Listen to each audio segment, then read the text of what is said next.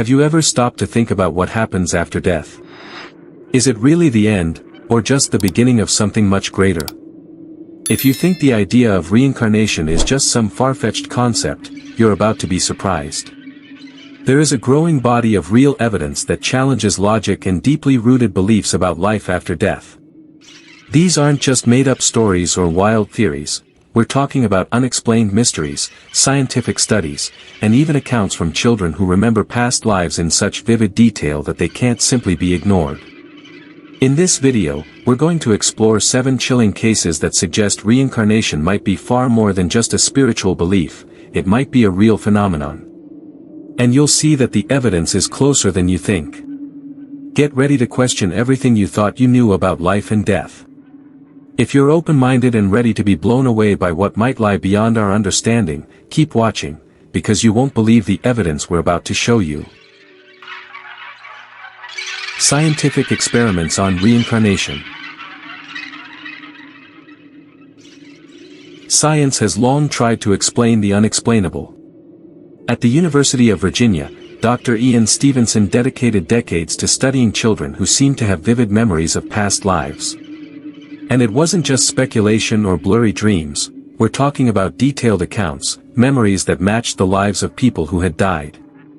In some cases, these children mentioned names, cities, and even relatives they had never met in this life. The most shocking part? Many of those details were later verified. One of the most intriguing aspects of these studies was the presence of unusual birthmarks that, astonishingly, matched fatal injuries documented in the supposed past lives of these children. A boy in India, for example, had a scar identical to the gunshot wound of a man who had been murdered years before, a fact recorded in medical reports. Unexplained mysteries like these defy conventional understanding of life and death. If this isn't scientific evidence, then what is? What makes these cases so impactful is that the children usually start recalling these memories between the ages of 2 and 5, and then gradually forget them. Are these just fragments of something bigger, a memory that shouldn't be there? Or are we dealing with something science hasn't yet explained? Either way, these accounts create fertile ground for astonishing stories, like that of a boy named John, whose connection to the past goes far beyond what anyone could have imagined. John came back to life. John was always a healthy boy, until the age of 3, when he began to experience strange breathing issues. Nothing life-threatening, but doctors noticed an uncanny resemblance to the lung condition that had led to his grandfather's death. At first, it seemed like coincidence. But then came the stories. John began talking about places he had never been to, described events from his family's past, and even recognized old objects that had belonged to his grandfather, with chilling familiarity. He didn't just say he remembered another life, he spoke as if he were still living it. Gradually, his parents realized this wasn't just child's play. The boy mentioned the names of long-deceased relatives, described his grandfather's specific habits, and even talked about a cane the grandfather always used, something John had never seen. Even more astonishing, he developed an inexplicable affection for an old pocket watch that had been locked away for decades. If anyone still doubts reincarnation, how could a 3-year-old know such specific, hidden details? Doctors tried to find a rational explanation for John's health issues and memories, but came up empty. His health slowly improved, and over time, the memories faded. But this case raises a haunting question: could some illnesses be remnants of past lives? What if certain traumas or conditions are echoes of experiences we've already lived? Maybe there are even more astonishing stories, like that of a boy who believed he was his own great-grandfather, and knew family secrets no one else could have known. Gans and his great-grandfather. From a young age, Gans showed an unusual obsession with old family objects. This wasn't mere childish curiosity, he knew exactly what the items were for, who used them, and even where they had been stored decades earlier. Things got even stranger around age 4, when he looked his grandfather in the eye and said casually, "I'm your father." Everyone laughed, but he was dead serious. He claimed to remember his old home, the land he used to farm, and even a gold ring he lost before dying. The twist? The ring was real, and no one in the family knew where it was. Intrigued, his parents began testing Gans with questions about his alleged past. The boy named long-dead relatives, accurately described the old family estate, and recalled an accident that had left his great-grandfather limping for years. He had never seen any photos or heard these stories before. The most astonishing moment came when he pointed out the exact spot where his great-grandfather had buried that gold ring. They dug, and found it. How do you explain that? For many, it became one of the most convincing pieces of real reincarnation evidence within a family. As time passed, Gansa's memories faded, but the story was never forgotten. Could we be carrying memories from past lives without even knowing it? And more importantly, how many of those memories shape our fears, preferences, and even our personality? These questions become even more compelling when we consider people who've undergone regression therapy and relived events from previous lives, like Diane, a woman whose experience changed her life forever. Diane's case. Diane had always had an irrational fear of water. Pools, lakes, even long showers made her heart race for no apparent reason. For years, she accepted this phobia without question. But everything changed during a regression session, when she was transported to the past, a past that shouldn't have existed. Through fragmented visions and intense emotions, she saw herself as another person in another time. She felt the terror of being trapped on a sinking ship, cold water rising around her, panic setting in. Was it just imagination? Or a real memory from a past life? The most remarkable part was how this experience impacted her current life. After the session, Diane began connecting the dots: her fear of water, her unexplained anxiety near the ocean, even recurring nightmares of drowning, all suddenly made sense. Her therapist helped her reframe the memory, allowing her to face the trauma. And it worked. Within a few months, Diane was able to go into the ocean without paralyzing fear. Stories like hers make us wonder, how many of our fears and mental blocks come from experiences we've simply forgotten? Diane's story suggests that unseen forces may be shaping our lives in ways we don't realize. If past experiences can define who we are today, how many more hidden pieces of evidence are out there? Some might be even more astonishing, like the story of a young boy who vividly remembered details of World War II, with information only a veteran pilot could know. The boy with the planes. Little Billy had an intense, inexplicable fascination with airplanes. It wasn't just a childhood interest, it bordered on obsession. From the age of 3, he spent hours drawing planes and describing how they worked, far beyond what a child his age should know. One day, while playing with an old airplane model, Billy said, "I used to fly these in the war."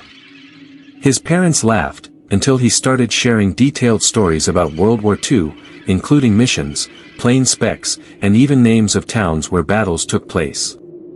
How did he know all this? The most chilling moment came when Billy described the exact details of a plane crash he claimed to have died in.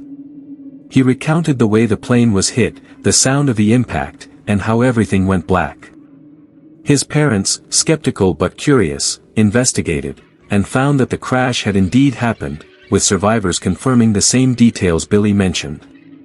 How could a young boy know such specific information? It was one more piece of compelling evidence that reincarnation might be real. Billy wasn't just a creative child, he seemed to be reliving fragments of a distant past. How many others are out there, quietly carrying memories of lives they've lived before? This phenomenon occurs across cultures and raises a fascinating question about the continuity of the soul. And speaking of mysterious cases, there's also the story of a child whose birth defect matched the fatal wounds of a man who had long since died. The shot child. When little Carlos was born, his parents immediately noticed a strange mark. It looked like a bullet scar. To them, it was just a weird birthmark, nothing more than a physical curiosity. But as he grew older, surprising things began to happen. By age 4, Carlos began telling stories about a man he claimed was himself in another life. According to Carlos, this man had been shot and killed during a robbery. The eeriest part? The fatal injury had occurred in the exact same spot where Carlos had his birthmark. The connection was far beyond anything his parents could explain. Even more astonishing was how Carlos recalled details about this man's life, where he lived, his wife's name, and even the circumstances of his death. The family, initially skeptical, began researching. They discovered that a man with that name had indeed been murdered exactly as Carlos described, with the wound in the same place. The case sparked heated debate about whether this could be real evidence of reincarnation. How could such a young child know so much about something so specific and tragic? This case goes beyond curiosity, it challenges science and our core beliefs about death and the soul. If birthmarks are physical remnants of trauma from past lives, what does that say about the spirit and the cycle of life? And if we can understand that connection, could we heal deep emotional and physical wounds, like in the case of Edward, a boy whose life completely changed after uncovering his own past? Edward's case.